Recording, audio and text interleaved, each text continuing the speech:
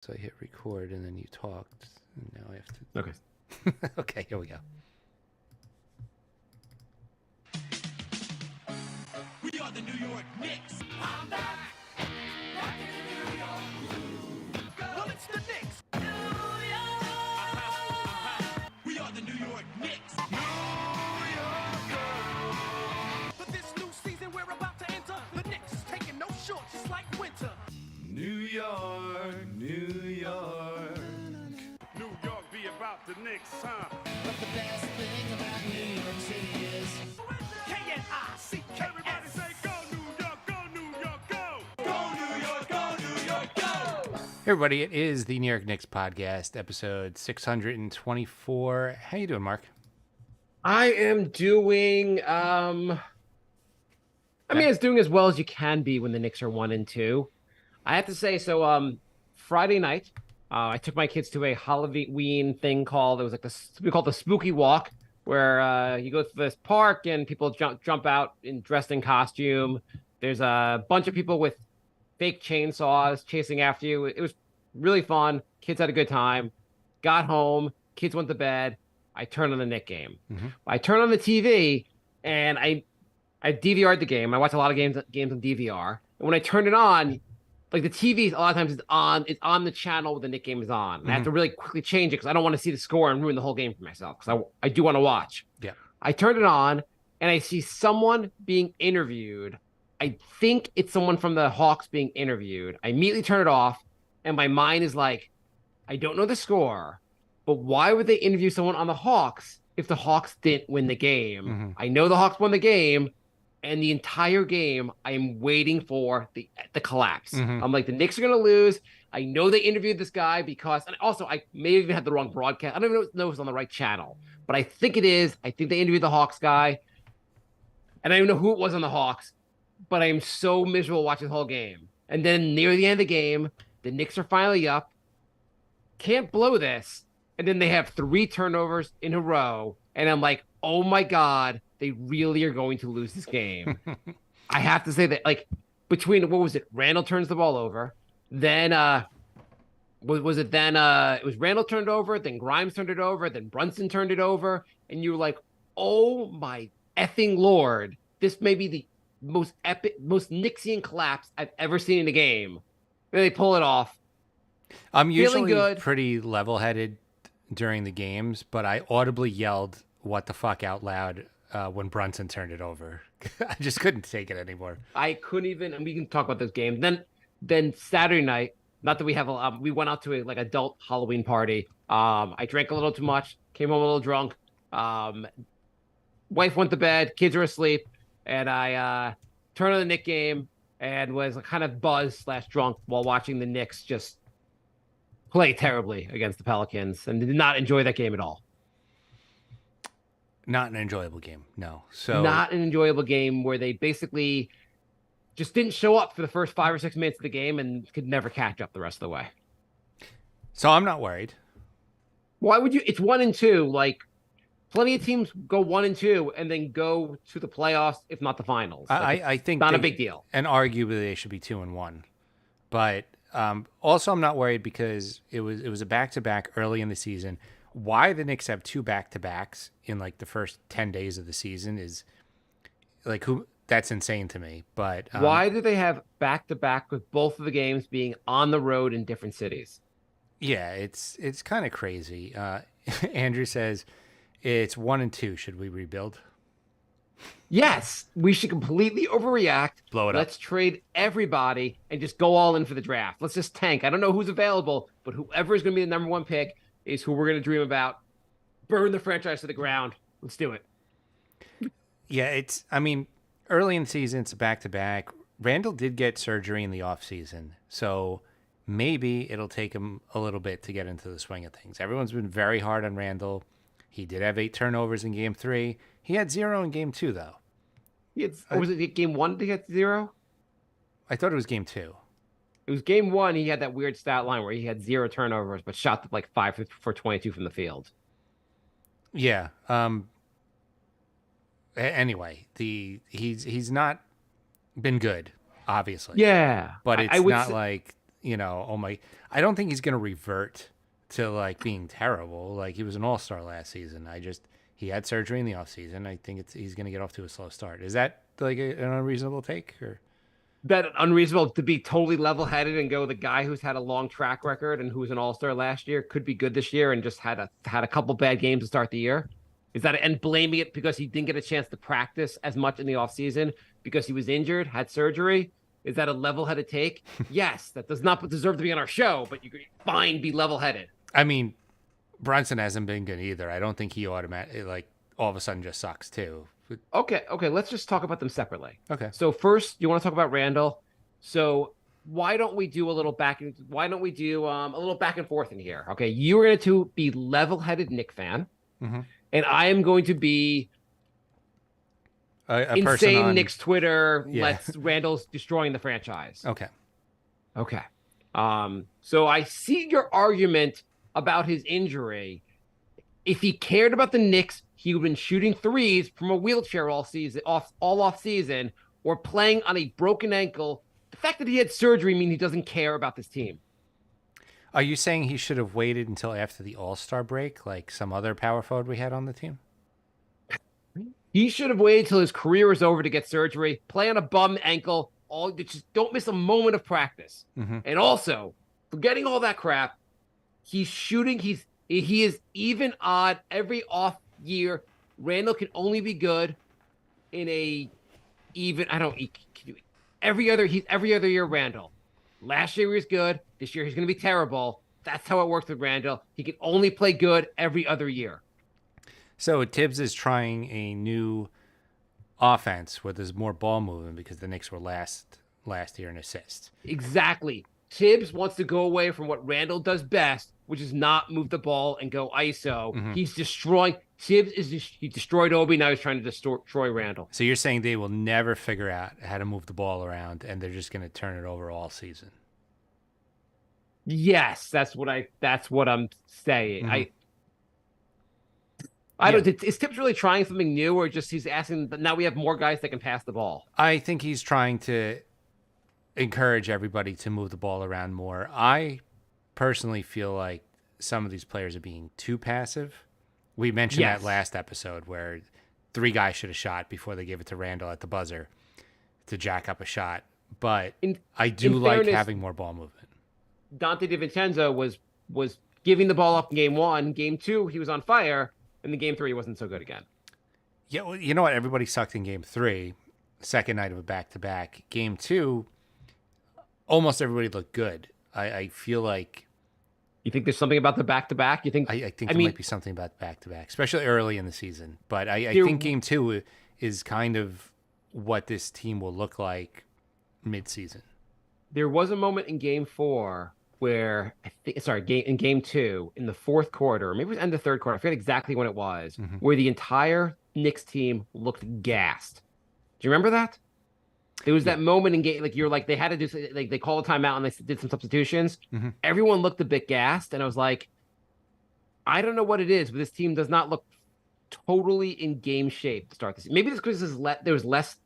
Maybe because the Knicks did not really go all out in preseason. The guys just aren't quite in game shape yet. I mean, but I think that really hurts you on a back-to-back. I don't think it's like just the Knicks. Dame had a terrible, terrible game. Shea had a terrible, terrible game. It's early in the season, and guys are still getting their groove. Like, do you think Bucks and Thunder fans are calling for those guys to get traded and they're bums? And yeah, I think there's some Bucks fans that are that crazy. But yes, you're totally fair. I mean, first of all, OKC. You're right. SGA is a disaster. Trade him to the Knicks as fast as you can. Yeah. Same with Dame. Get them both. Yeah. My excuses. Randall did have the surgery. I think that's correct. He also did not. I don't think he was ready to really practice on his ankle until like preseason. So he didn't have the same offseason ability to like really work out a shot. Josh Hart and Jalen Brunson played FIBA. I hate international play because it just screws up your starts of the regular season. I think both guys are off because they're a little bit exhausted from playing FIBA. I think that really does matter. I think they learn a lot when they do FIBA, but then, they also come in a little burnt out. Yeah, because you kind of didn't have the full off season to like really rest up and get ready for the season. You had to go from like 0 to 100 for FIBA, and FIBA wasn't that long ago. It was like a month and a half ago. Yeah. Speaking of being in the regular season fully rested, the NBA said they were going to crack down on rest days. Game 2 of the season, a bunch of stars rested, which I just find hilarious. Like It's like guys are trolling. Jimmy Butler had a rest day. Embiid had a rest day. What? Literally How game much rest 2. do you need? Game 2 of the season. Like, there's some old heads from the 80s like, are you guys kidding me? Like, you're resting in game 2. I know we just said that the Knicks doing a back-to-back for game 3 of the season was a little annoying, and guys were not playing as well because of that. They had to go to a different city, but like they didn't take the night off. Like they didn't feel like I can't play tonight because it's a back-to-back. Right. Barkley's like, I flew coach when I played. I played every game of the season. I mean, it really is absurd. I thought, and is the NBA finding anyone yet? No, not at all. They said they were gonna. They're not. They're too busy focused on Jalen Brunson and making up flops for him. I didn't know that because I know every year they have like a focus, and I didn't know the focus this year was calling 82 flops and finding on Jalen Brunson. Like every game he's gonna get a flop call, and they're gonna find him every game. Yeah, when they said they were gonna focus on flops, I didn't know they meant just for Brunson. Just to Jalen Brunson on questionable flops. They're going to just hammer him. So game 1, he stepped on Tatum's foot and fell over, and they called a flop. Game 2, he tried to avoid a foot in his landing area, and he got fined for a flop after the game. Game 3, Ingram puts his foot in his landing area. He lands on Ingram's foot again. No call. And he turns to the ref and says, "What the hell is going on?" And he gets a tech. Like, Yeah. What is he supposed to do? Like, By the way, you're not supposed to be in the landing area. That's the rule. That is the rule. Also, there's no better proof that your flop rule is broken. If 3 games into the season, Trae Young has not been called for one. Right. You have. He's a walking flop. I thought that this flopping rule was supposed to be for blatant, egregious flops, not like maybe he did, maybe he didn't. We got to go to the videotape. Like, if you need instant replay, it wasn't egregious enough. No, it really is. They should never go. First of all, there should be not a single fine after the game. Like, you call it in the game or don't call it. But reviewing the game to find the flop is ridiculous. I agree with you. You have to look at the footage to figure out it was a flop. Then don't even bother doing this. There's plenty. Trust me, there is plenty of ridiculous flops that you can choose from. Only the NBA could take like something that's really frustrating, the flop, and go, we can make this worse. Right. We can make it worse. They created this flop problem, and now they're making the solution even worse than the creation of it. Holy crap. It's not the biggest of deals. It's just you're like, what in God's name are they doing? That's what it comes down to. Well, the good news is all these mandates they give up on by game 20 anyway, so this will probably be over with in about a month and a half. Yeah, at some point they'll move on from this. My understanding is James Harden is not going to play a single game until they get rid of the flop rule. He's like, Okay, so why don't we I go? don't wanna Do be you want to talk a little exposed. more about the games? By the way, I just want to add from the games. It was amazing the narrative change for Randall. Game 1, everyone's like, he played poorly, blah, blah, blah. Game 2, he didn't get any points, but he hit like the free throws down the end. He picked it, passed the ball. He did all these things. Everyone was like, he's the new Draymond Green. 7 assists. Yeah. 7 assists. Yeah, he did a lot of things. And it was like the narrative, like his role has changed. This is the better role for him. He's basically going to be Draymond Green with more offense. He's awesome. Game 3, he's garbage. He's terrible. It's amazing how fast the narrative flips. Somebody told me today that they should have traded him because this is a pro Obi argument. Okay, fine. They should have traded him and Mitch for Ayton. Oh, he's working out really well in Portland so far. In Obi Ayton in front court would have been pretty hilarious, I think. Yeah, that would not have been good. Also, just check. I don't know what's going on. I haven't watched the Portland games, but he doesn't look good, at least in the box score. Ayton so far. He's averaging, I think, 7 points a game. It's not great. Not great. Great. He's getting 12 rebounds a game, which is good, but he's not dominating, which he said he was going to be.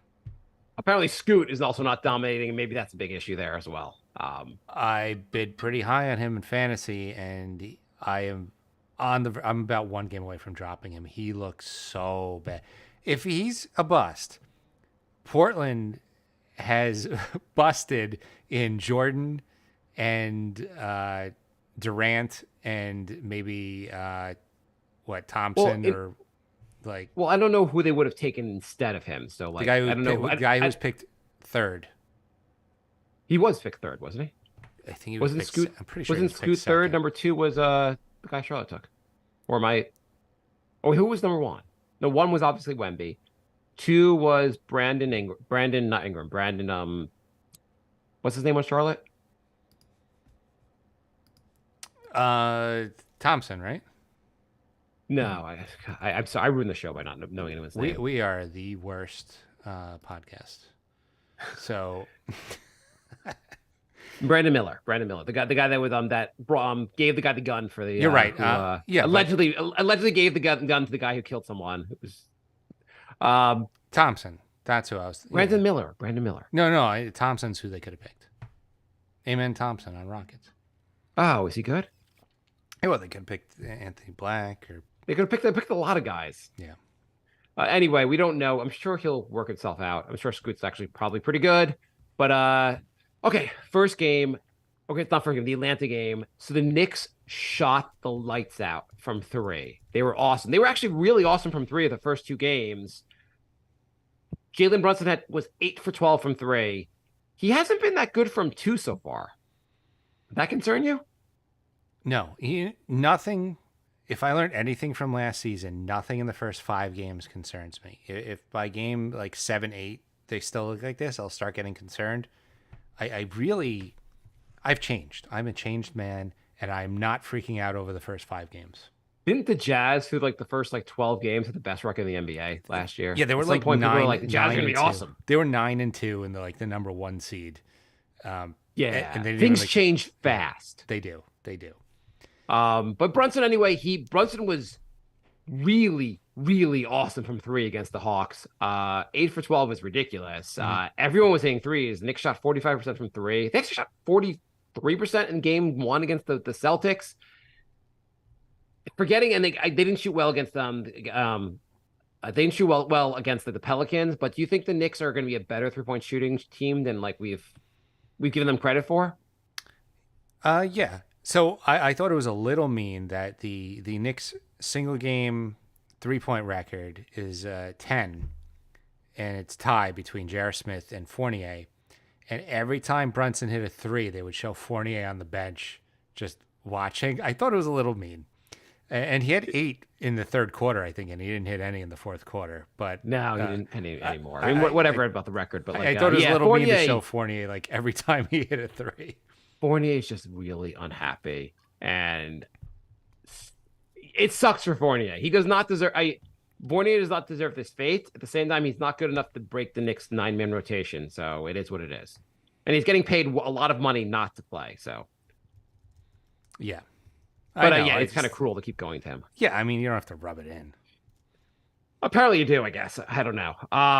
So are you feeling good if you're but the Hawks, by the way, they beat the Bucks the following game, which is crazy as well. And the Hawks don't look very good at all. No, except that who's the guy who tore up the Knicks? Murray.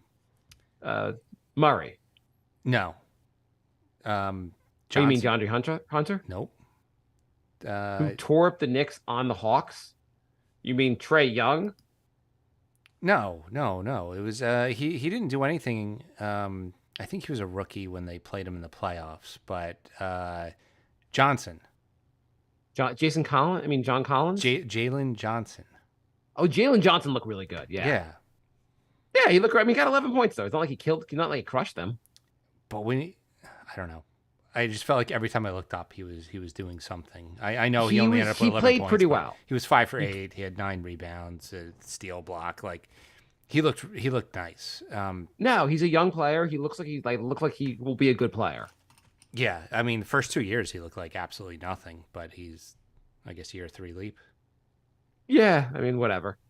But man, if Randall hit those free throws, I would have lost my goddamn mind. If Randall hit those free throws? If he did not Oh. hit those free throws. Yeah, yeah. Anything else you want to say about that game? Um, I mean, after game one, we thought Quickly was going to go on his revenge tour, and then he went 1 for 9 from three. Quickly. What Got a quickly lot of went from like assists. you quickly like I'm going to get a max contract to being like, hey, I should have taken the Knicks offer, kind of thing. Yeah, it was. He's an up and down player, and Yeah. he plays good defense, which is good. I think I'm of the opinion that he's better than Grimes. Do you? So there's a lot of debate. So here's a question for you. I know there's some Knicks creators, whatever, who have been really hammering that IQ needs to start. How do you feel about that? Should he be the starting two guard instead of Grimes? I think he's better than Grimes, but I think the bench won't have enough scoring. I don't think Grimes on the bench would do what IQ's doing on offense, and I don't think there would be enough offense when the bench unit goes out there if Grimes was on the bench. I mean, IQ hasn't been that great on offense since game one. I mean, game two and game three, he wasn't very good on offense either. I do think Grimes, I'd like to see him take a more of a role on offense, but I also feel like if you start Quickly, who's the point guard with the second unit? Well, that too. It's Like, it doesn't- also like he's inconsistent, but isn't that what a sixth man is? I mean, Lou Williams, Yeah, no, that's fine. Clarkson, Smith, like all those guys are just like they could put up 30 points or they could put up 4. I feel like that's just what a sixth man is. That's why. Yeah, they're not no, starters. I completely agree. Also, like, do you really want Quickly on the floor only with Brunson? Because then, like, Quickly doesn't really get to like dominate the ball at any point, and I think Quickly does look better when he gets to dominate the ball. Right. I think part of the Knicks' strength is that their bench unit is very good and has a lot of continuity. And Yeah. even though I think IQ is better than Grimes, I don't think it works if you switch. I would like to find some more minutes for Quickly, which I think will happen. Like the game one, he played 28 minutes, but I don't think this is a major issue. I think people are making too big of a deal about it. Also, with the first unit, you have so many guys who are going to shoot the ball. You need one guy who's going to be more fitting in. I mean, he played 24 minutes in game 2. That's not like crazy low. I think that's fine. Yeah, he's going to get 25 plus minutes most nights. Mhm. I don't think this is going to be much of an issue. Also, I think Grimes can really defend threes better than Quickly can. Yeah. He's got a little more size. I think Grimes is a better fit. You also just need another guy in the starting unit who's just more of a knockdown shooter. He fits better with the first unit. I think people are making too big of a deal of just like it's almost they're putting their love for Quickly above the love for what works for the team. Right. Yeah, it's the starting lineup right now makes sense. Yeah. It makes sense. Quickly on the bench makes sense. You're gonna make the second unit worse for the sake of like promoting Quickly's career. The only problem with the second unit is it's pretty small. The only problem with the Knicks is they're pretty small. So if you look at ESPN, they designate 8 Knicks players as a shooting guard. The That- Knicks don't have That's a lot of height. shooting guards. Is this going to be a problem? I mean, the Knicks basically have gone all in on small ball, and obviously you have Randall, you have the centers, but most guys, the rest of the team is small. Like you look at New Orleans, they have a lot of tall guys who can do a lot. I'm not Is saying it like- ESPN is the best, but they have Randall as the only forward on the entire roster. I mean, they're not wrong. Yeah. Grimes is a shooting guard. IQ is a shooting guard. DiVincenzo is a shooting guard. Ihart's I don't care center, about the actual yeah. bench, but like Well, the no, even the- non-playing bench. Even the bench. Yeah, Ihart's a center, and everybody else is shooting guard. Yeah, I don't know how the Knicks have gone in like just a no. Well, RJ I guess is a 3, but you could also argue RJ's a 2. Right. ESPN says he's a 2. I don't think they're that wrong.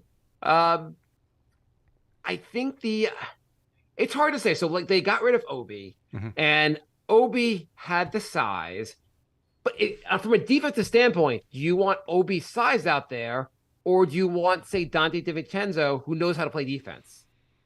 Right. I'd rather have Dante and then Hart move down a spot.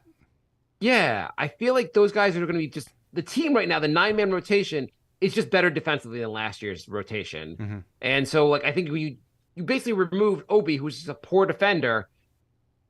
It's better for the team, but like it'd be nice if you had a guy who was 6'8" or 6'9" who could do something out there.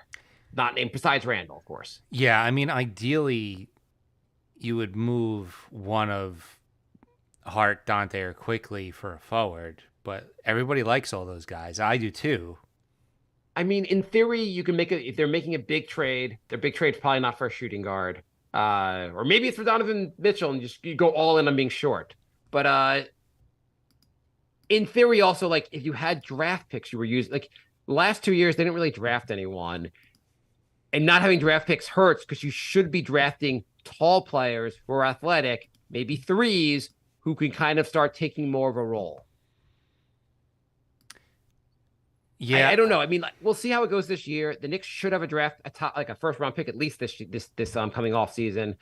They'll be able to bring in more talent, and like talented players will find playing time, especially if they can play the backup four or really be a three.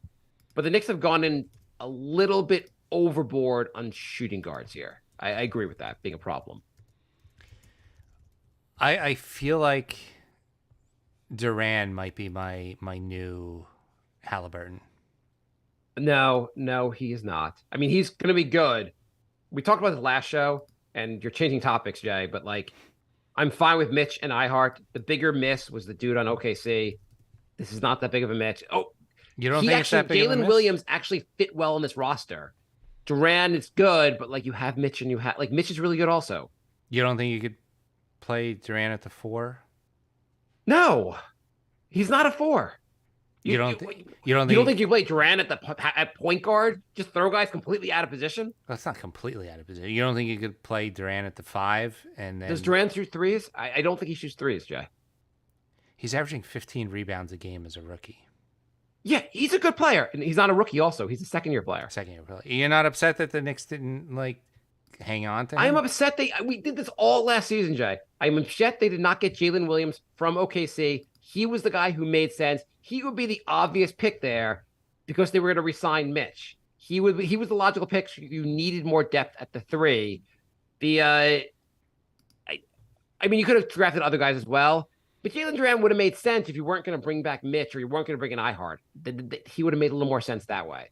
For that reason, like but not at the 4. You're not going to you're going to go like Twin Towers and think it's going to work out when you're going to have a 4 and a 5 who can't shoot threes. I'd rather him than Mitch. Have you even watched him, Jay? Have you watched a lot of him? I remember watching him last season. When the Knicks played the Detroit, he didn't look all that amazing. He made a leap in year 2. Yeah, we'll see. I mean, he'll probably gonna be a very good player. I have no question. I have no doubt about it. But it's completely overreacting to say I'd rather have him than Mitch. Mitch is really good. I think the Knicks should stop trading their first round draft picks. This is a obviously. hot take, but I think the Knicks should stop doing that. Yes, the Knicks should. So last year, I mean, in defense of it, like they traded the first round pick. They thought they'd still have a first, but Dallas just tanked, and they got Josh Hart, who ended up helping them get pretty far in the playoffs. Mm-hmm. So it wasn't crazy what they did last year. The year before was crazy, but can we move forward with not talking about the same topic every show? Yes. Okay. Still don't like it. If they do it again this year, though, I'm snapping. The Knicks announced they've traded their first round pick for a bag of donuts just to piss off a dude that lives in Westchester. They're like, you know what? We figured out we want to get off this random contract on the bench, so we're going to trade our first round pick again. Okay, so the Pelican game, the Knicks looked like, so just to briefly talk about the Pelican game, Knicks went down early, just played terrible in the first quarter. I think they were 26-12 in the first quarter and just really couldn't catch up. They came as close as being down by 6, but could never really fully cut it. And the Pelicans look really good, and they have a healthy Zion, which I have to say, first of all, Zion looked great. There was some clip someone made or pointed out that like Julius wasn't doing a good job of defending Zion Williamson. I'm like, show me the player that's doing a good job of defending him when he's healthy. There is no one. He's elite. Yeah, agreed. Healthy Zion is a borderline unguardable. I don't. I think that's going a little. You're just trying to hate it. If you're Yeah, people were giving crap. They're like, Julius didn't look that good against Zion. He wasn't strong enough against Zion. Yeah, Zion is really good. No one has said Zion's bad in the court. They're just saying Zion is bad at staying on the court. right, Randall's one of the strongest guys in the NBA. If he's not strong enough for Zion, then who are you going to get? Zion, and like there was the play they showed. Zion did this little leap push shot. I'm sorry, who's going to guard that? That was a really hard, fast, very athletic play.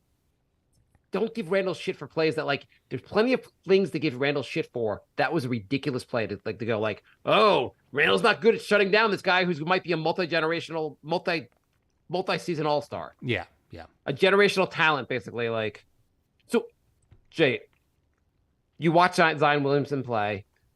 He's healthy. Mhm. Would you go all in the trade for him right now? Let's say tomorrow he's like, Pelicans, it's been a good run. Those 3 games, I'm done. Trade me. I don't know. He's played like 130 games in 5 years. Like, it's game 3. Do you honestly, can you look me in the eye and tell me you expect him to play 60 games this year?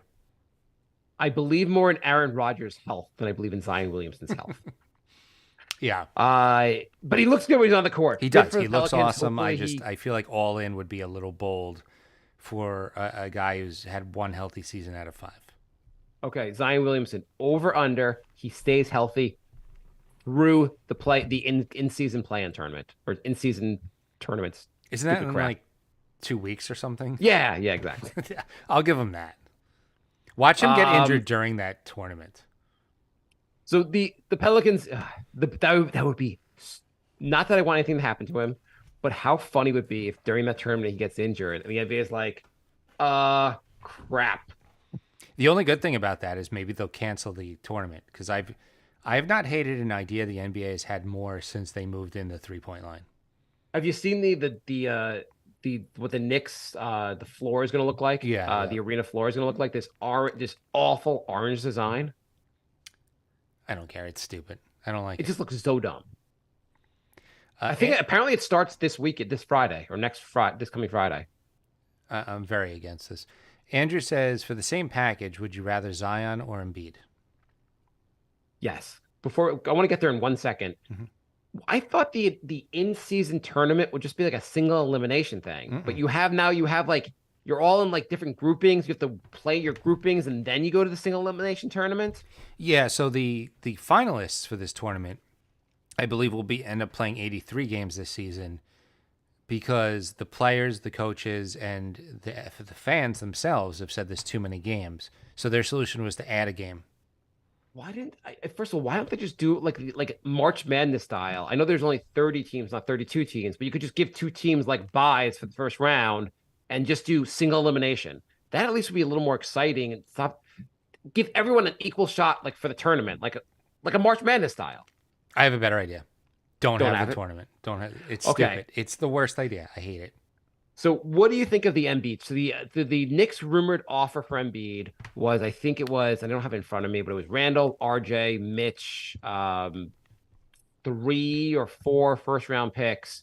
What did you think of that, Jay? It was 3 of RJ, Randall, Mitch, and Fournier. Now I love how like please shoot like they're saying that please shoot Fournier, please shoot Fournier, please shoot Fournier. Right. Three of 3 guys you might want and a fourth guy. I It's wonder if it hilarious. was. I wonder if it was 3 out of these 4, but one of them has to be Fournier. Yeah, maybe that makes more sense. Yeah, because I doubt they would just be like, if you want, he's available. You could, in honor of Halloween, you could have 3 of these 4 candies. You could have M&M's, Twix, M&M's, Twix, a Crunch Bar, or my shit. I don't think Fournier is that bad, but when you're No, I know. Okay. That was pretty cold. I was just trying to be funny. Sorry, not funny. But you could have said Fournier is not almond like joy, almond joy. yeah. But Fournier clear like, hey, we have this fourth guy who can't crack our 9-man rotation, and we're the Knicks. Do you want him? Yeah. So you saying is that too much? Oh, I'm doing it. I'm doing the trade. I'm 100% doing the trade. If they choose Mitch, RJ, and Randall for Embiid plus 3 first-round picks, I am in. I am doing it. You're not doing it, Really? Jay? No, I'm not doing that. Why are you not doing it? He's 30. By the way, the Philly is not doing it also, but go on. He's 30. He's injury prone. He has a history of not performing well in the playoffs. You know he's gotten to the second round. The Knicks. When's the last time the Knicks went to the second round, Jay? He has a stacked team. He hasn't gotten past the second round with a completely stacked team for his entire career. It is funny though. Like we're like, man, if we get Embiid, he can get to the second round. I know. It's like, okay. Do you think the Knicks are better if they have Embiid, but they don't have Mitch, let's say like RJ And Randall? I'll do the trade and I'll explain to you. So first off, if you have Embiid, you get rid of one of your centers. So I am fine replacing Mitch with Embiid. Yeah. That one's fine. Yep. I don't think RJ and Randall work together long term anyway. Mhm. So I'm fine moving off one of them. And you know what? I'm fine moving off both of them because I feel like a team of Embiid plus IQ, Brunson, DiVincenzo, Grimes. I feel like that team is still pretty darn good. You probably can find one more piece for that team and your ceiling's much higher. I feel like Embiid makes your that's- ceiling much higher than any of the 3 players you traded. I feel like that team could probably get to like game 6 of the second round. Maybe. But I like the opportunity. I would do that. I know Embiid's injury prone, but you can only be so conservative in the NBA. Like you have to make swings to make trade. I mean, like Toronto said, "Hey, DeMar Rosen, you've been our best player for years. We just traded you for Kawhi. Sorry." Yeah. You But- have to make swings sometimes. You have to make at some point you have to either get lucky in the draft or just make big swings, bold moves. This is not a crazy bold move. Embiid probably has another 4 years of elite play. Your ceiling is much higher. You can probably figure out have a couple other first round picks. You can probably get some other. Maybe you find a way to get Donovan Mitchell on the roster also, and then you look even better. Okay. I don't think I am all in for this trade. I don't know why it was announced as if that was a real offer. Philly's we didn't even know about this trade offer, but thank you. The rumors seem to come out of nowhere because both camps seem to be like, that's okay. Like neither of us said that. It was bizarre, but I'm fine with so RJ's been pretty good this season. I like what he's been doing. I mean, Randall hasn't played well, but he was an all-star last year. You can make a case that the sum of the 3 of them are worth more to a team than Embiid. You can make that case, but I think the Knicks are deep enough that when you take all those guys off the team, you still have a very good team, and Embiid just makes them better. So Andrew said, would you do that same offer for Zion? I would. I have more faith in Embiid's health than I have Zion's health. So no, if you told me Zion's gonna be healthy, obviously I would do that in a heartbeat. But would you say Embiid is a top 5 player in the NBA? Okay, so Tell me who else. Tell me the 5 players that are better than him. okay. Well, definitely Jokic, Yep, no problem. Giannis. Yep. Then it gets maybe it's top 5 then. Did he get an award last year that said he was really good? Well, yeah, but he kind of just begged for it. I mean, Jokic was better. Yeah, fine, but whatever. I'm not was- going to argue the MVP award. Kind I'm of just saying a questionable one. Okay, I'm just saying so he's maybe top, and you could argue maybe you want to argue Tatum, I guess. I don't know. You want to argue Steph still? Fine. He's really top 5. Embiid is top 5 in the NBA. Mhm. And you know what's helpful for winning a title? Having a top 5 player. It is. It is. I don't know another path to get one. Embiid has to also ask out, want to be traded, and put the Knicks as his destination, and then the Knicks have to actually go all in to make the trade. I am down 100% down to do it. Andrew rounded out the top 5 with Alec Burks, Frank, and Ron Baker. It's tough to argue with that top 5. Jay, I have a question. Mhm. Would you in that trade, you replace Embiid with Jokic, would you trade my life just to get they're part of the trade involves Mark dying, but the Knicks get Jokic? Would you do it?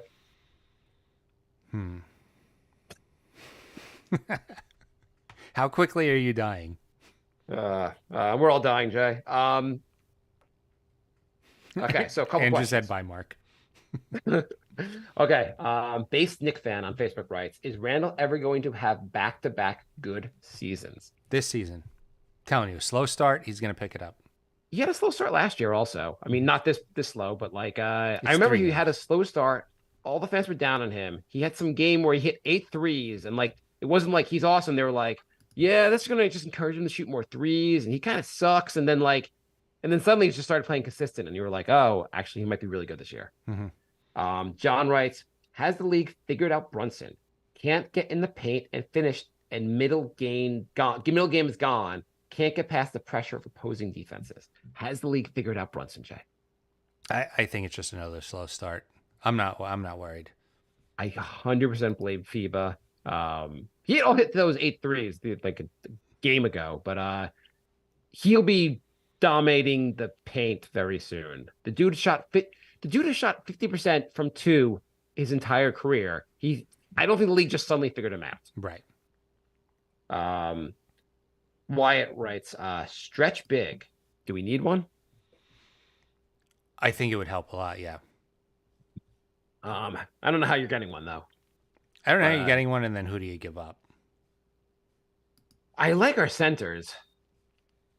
I feel like in fairness, the Celtics who we lost to look like they have a very good chance of going to the finals. And they could have And won that game. They could have won that game. Right. And the Pelicans, it was a back-to-back. And you know what the Pelicans, if the Pelicans have Zion healthy, they have a very good chance in the West. They're a very good team. And Patriot 109109 writes, fire Doris Burke. Yeah, I'm down with that. Yeah, this is the first tweet from someone on Twitter whose name his name is Patriot something, and I fully agree with what he has to say. Also, Daniel writes, I am the from Twitter, I think. Am I the only one who thinks the Knicks will be a play-in team this year? Competition is rough. So will the Knicks fall to the 7th seed or below? No, I don't think so. I still think they're like the fourth seed.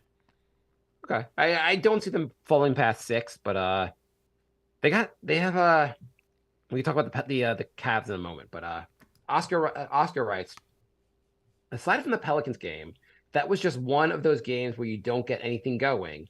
Thoughts on the starting lineup? Is the Knicks' second unit lacking size when Randall sits? Yeah, because I mean, the backups for, I mean, even Mitch, Randall, and RJ are all smaller.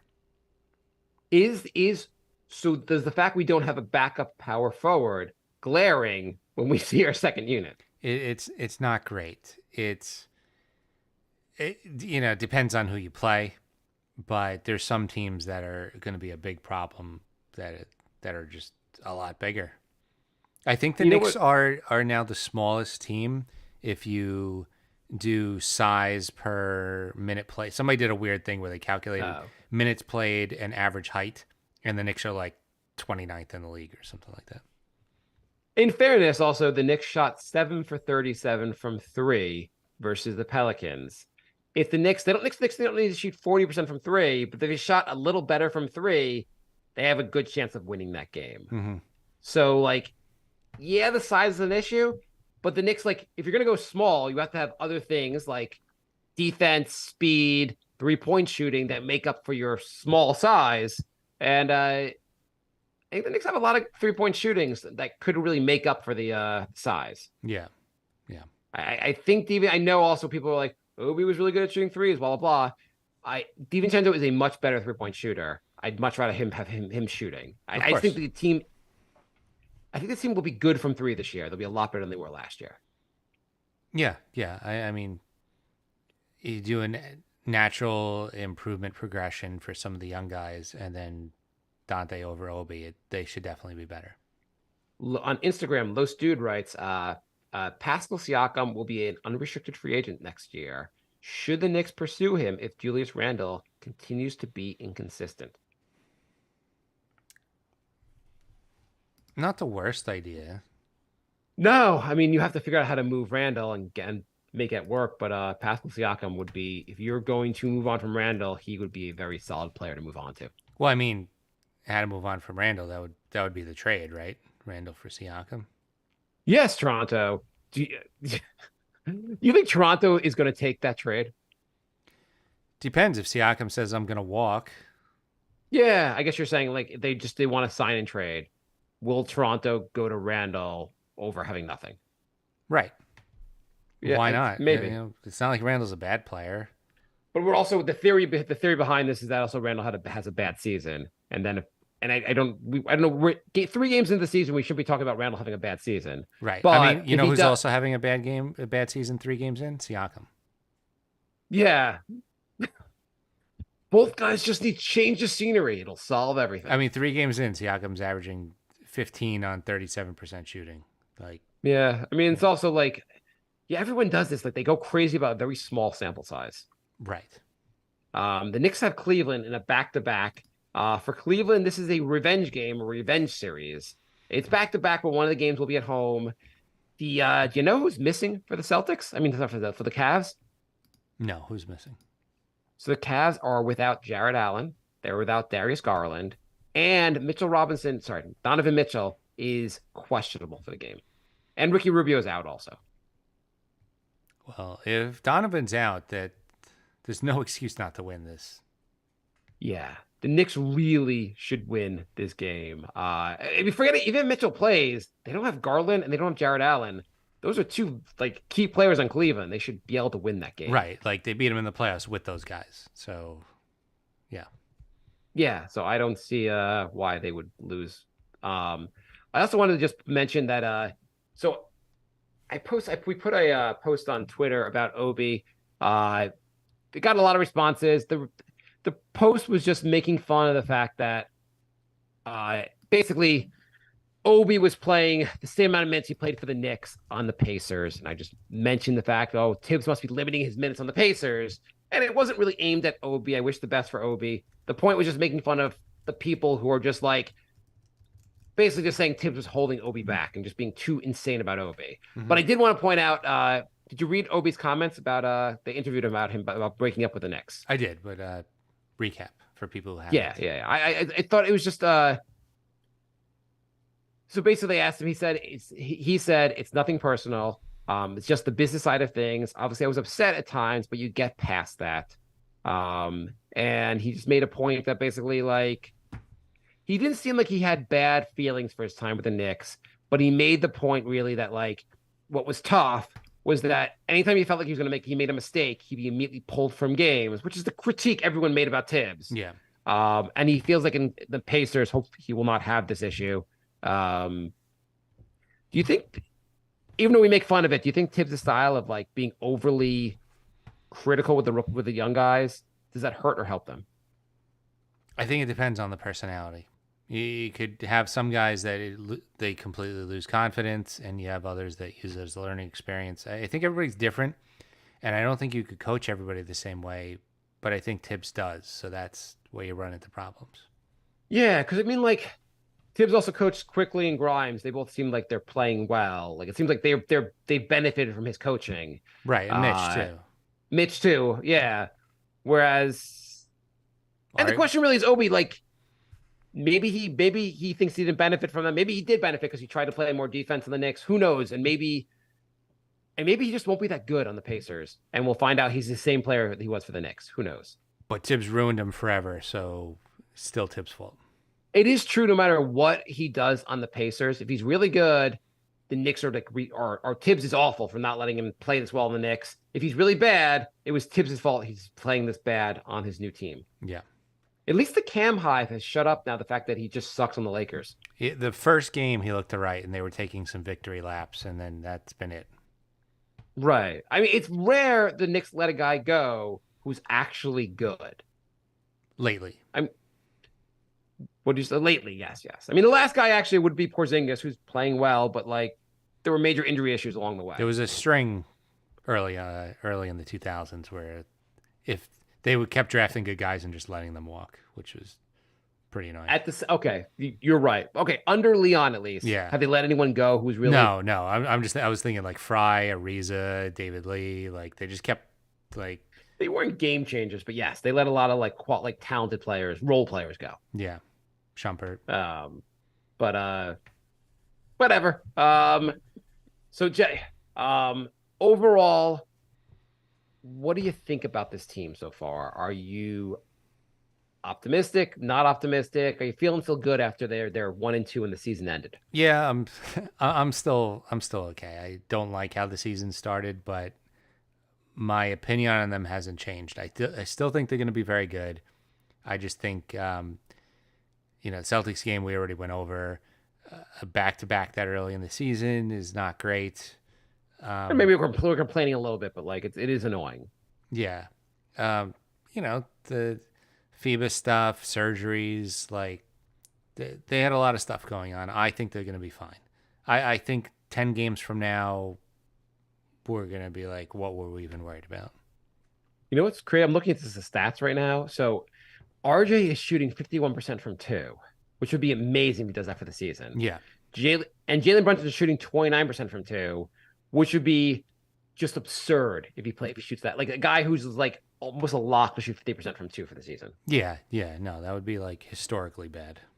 And quickly shooting 60% from two. It's just an interesting how the guy is like the shooting. Everything's 3 games. Everything is just different than you expect. RJ hopefully will have hopefully RJ shooting's for real. Brunson's right now shooting 37% overall. He's going to shoot much better. Mm-hmm. I mean, right. Brunson's stats make no sense right now. He's shooting 37% from the field, but 48% from three. Yeah, it's a little weird. Yeah, I don't think that's how it's going to go. Julius Randle is shooting abysmal, 27%. It's going to get better and work itself out. Yeah. All this stuff evens out, basically. If a guy has years and years of history and he starts off a season slow, he didn't most likely just suck on it. It's just a slow start. Most guys in a course of an 82 game season have like 3 games in a row where they're goddamn awesome at some point in the season, and have 3 games in a row where they are terrible. It's just magnified when it's the beginning of the season. Yeah. Not going to overreact yet, Jay. Exactly. Yeah. Anything else you want to add, Jay? Predictions for the next 5 games or until the next episode. Okay, what do we got till next episode? Well, we have the Cavs back to back. I mean, I still think it's going to be one. It's going to be split. It'd be amazing if they swept it. Nightmare if they get swept. Most realistic. I bet the Knicks win on the. I guess it's tomorrow night on the road or at home. Tomorrow night's on the road, right? Tomorrow night is on the road, and then Wednesday is home. Yes. So unquestionably, the Knicks are going to win on the road and lose at home. That is their style. And then they have Bucks and Clippers, and Bucks and Clippers. With those two also. Hopefully they get the version of Dame that shoots 1 for 15. I like that version better when I play the Bucks. I mean, they could win both of those. I would be very happy with 3-2 of those 5 games. I think a tough stretch. Yeah, I think they're going to go 2-2. 2-2 with they play of the 5 games. The 4. The 5th game would be the Spurs. The Spurs. Okay, they're going to beat Wemby. 3-2. 3-2 over those 5, and I do think they will beat Wemby. I want to see a lot of Wemby this season, but I feel like he's going to be. I think I was a little overly optimistic in the preseason. He's going to be very raw. He'll have some really interesting nights, really fun plays, but overall, he's going to be a net neutral or negative over the course of the season until he really grows into his NBA body and so forth. Shubnot says, do you think RJ has potential to be a better player than Randall? He's 23, so yeah, why not? So people have been pointing out RJ, the guys he's guarded this season, he's played really good defense if you just look at what their players are shooting against him, and against a small sample. But it does look like RJ is playing better defense now on the court. Mm-hmm. In theory, I would think with the current team, RJ in some ways would be a better fit to kind of run in. I keep thinking RJ would be a better fit, but then when RJ is on the court and Randall's off the court, it's not like RJ suddenly starts excelling. Right. I mean, Um, and you need Randall's size, especially on this team. RJ's averaging 23 points a game this season. Obviously, only 3 games, but Now we're gonna go to the 3 game sample and pretend it like it's his final season numbers. it's a good start. It's a good start. He's having a good start. He has to. Randall was an all-star last year. RJ's got to play pretty darn well to be an all-star. So I it'd be still great don't if he think he's can going to be as get good there. as Randall. He doesn't do a lot of, like, he doesn't really rebound. He's been better at assists so far this season, but he's He was still better only, at passing, especially the first 2 games, especially the Atlanta game. He had some nice passes. yeah. Averaging 3 assists is more than he normally averages. I But did like also in the Atlanta game, like they were like, let's just double Randall, and Randall was like, fine, I'll just keep passing the ball. Oh, I hit a 3-point shooter. I hit a 3-point shooter. How's that going for you? right, yeah. I don't so think I he wonder will, if but I teams are hope gonna- he does, because if he does, that means the Knicks are going to be really good. Yeah. I still am not sure if RJ and Randall work together, but we'll find out, I guess. Yeah. All right. So we are NY Knicks Podcast on Facebook, Instagram, Twitter, or X, or whatever you want to call it. We do have a Patreon, patreon.com/NY Knicks Podcast. When we joined that stupid basketball network, a bunch of episodes fell off our feed. So I've been uploading them. So we've been doing the show so long, you could hear how we felt about the Carmelo trade and Linsanity and D'Antoni. You have to be a really diehard fan to go on a list of this stuff, but thank you if you do. Yeah, I just uploaded the ones where D'Antoni got fired and Woodson took over. So blast from the past. Wow. By the way, how long until we stop reading? You read someone say, posted on X, formerly known as Twitter. When do they get rid of the word formerly known as Twitter? When Elon sells it and they go back to Twitter. Because X is just a dumb name. X is a really dumb name. Because you're still saying what is like Jay, a tweet. What is right? dumber? X or the in-season tournament? The in-season tournament's still stupider. It is really like just mine. Like I'm happy to accept X over the in-season tournament. I'm very, very against the in-season tournament. nyknickspodcast@gmail.com is our email. And the NewYorkKnicksPodcast.com is our website. I think that's all the plugs. Do you think maybe the Knicks, if Toronto is bad this season, do they make an in-season trade for Pascal Siakam and try to balance, like play him also? Maybe put him at the 3. I don't like. Do you think they do something? I'm trying to think of guys who are big that be on the market, and Siakam is the guy that would be on the market. Why not? I feel like you always upgrade in talent, and you figure the rest out later. Yeah, the Knicks now have a lot of guards they can trade from. IQ is really good.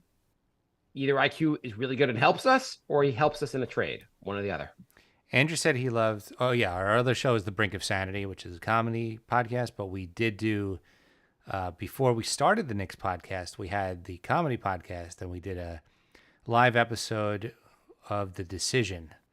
And I couldn't remember if that was on this podcast or the other podcast. Yeah, so Andrew loved that episode when we live streamed the LeBron to Miami thing. I really, really thought he was going to the Knicks. Did you? Yeah, you didn't.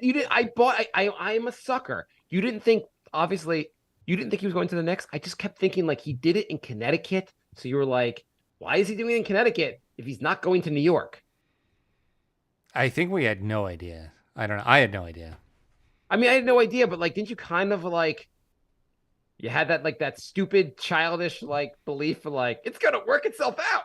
Great. There was some hope, but I did also notice that Miami had literally one guy on their entire roster. And I'm like, well, that's curious. I've never seen that before. That was sketch, but like, the Knicks would have one guy on their roster and still not get him. The Knicks traded Porzingis to clear salary cap for no reason. Yeah, well, the Knicks were making a bunch of moves to clear up cap space for LeBron and Wade, and didn't get them. I just had the belief that the Knicks had some inside information. That's why they were clearing all the cap space. It would have been cool. Well, I rumor has it really, they were considered, but then the Knicks messed up the presentation. yeah, I don't know. I mean, whatever. I don't. Also, when they say that, like the Knicks, like as if like if the presentation went right, he would have gone there. Yeah, He already had his decision to go with Wade in Miami. I Like, think so. I think so. I love the the afterwards. Wow, Knicks, if you just had like I don't know if Dolan had shook my hand, I'd be a Knick now. But he didn't shake my hand. He just waved to me because he had a cold. It's just like people. I just made that part up, but like it's just like people make up reasons afterward when you already had your decision made. Yeah, agreed. Yeah. So whatever. I don't know how they messed with the decision. I don't remember the story. It's stupid to bring it up. But anyway, I was a moron. I believed. I don't remember. I imagine if you went back and listened, Andrew can confirm. I really thought he was going to the Knicks. All right, so yeah, that's the Brink of Sanity. If you want to check out our comedy podcast plus that one basketball episode, which is how the Knicks podcast was born. Yes. What a birth. All right, thanks for listening, everybody, and we will be back next week. Goodbye,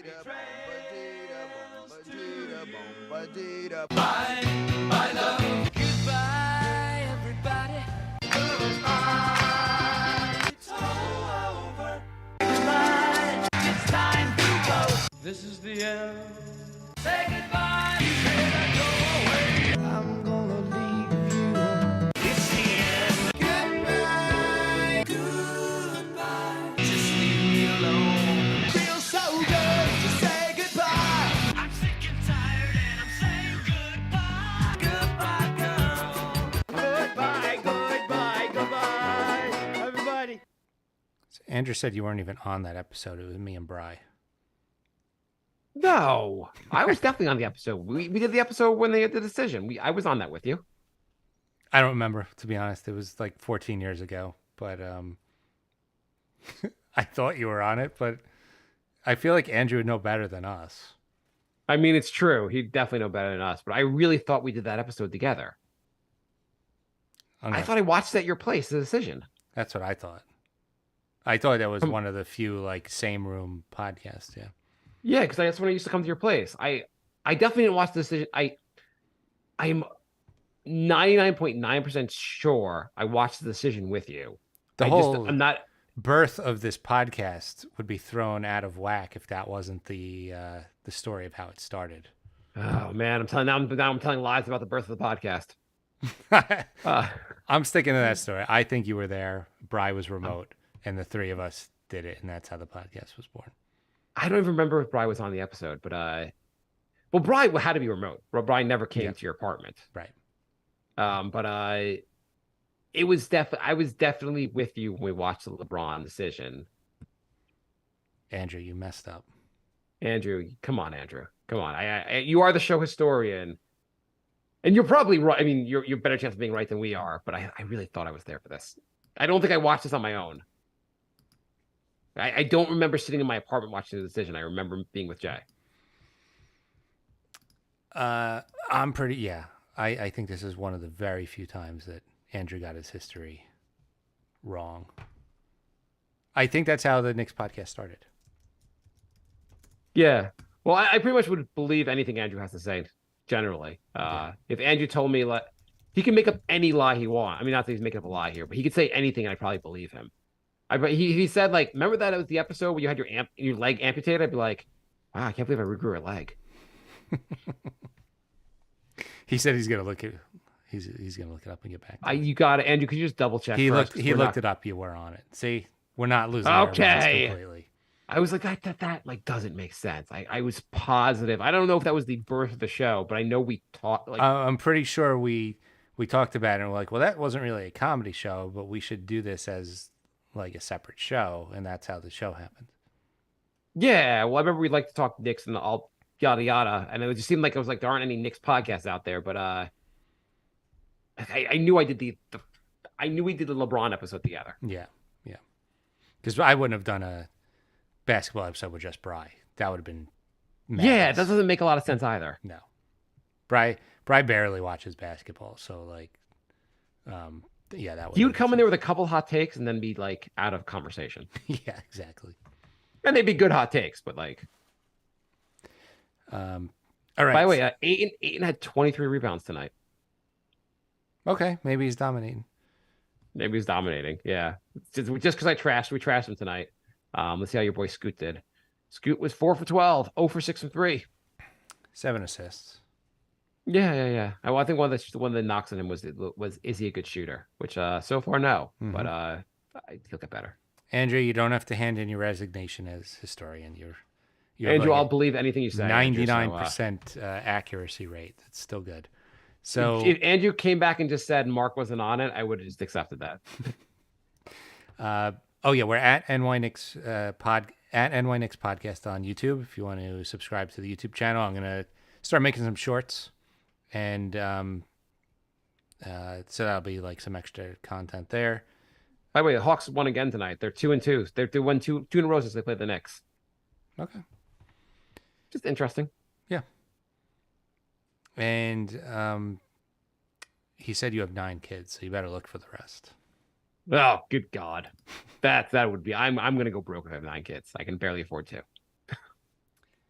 I feel like there was something else I was about to mention.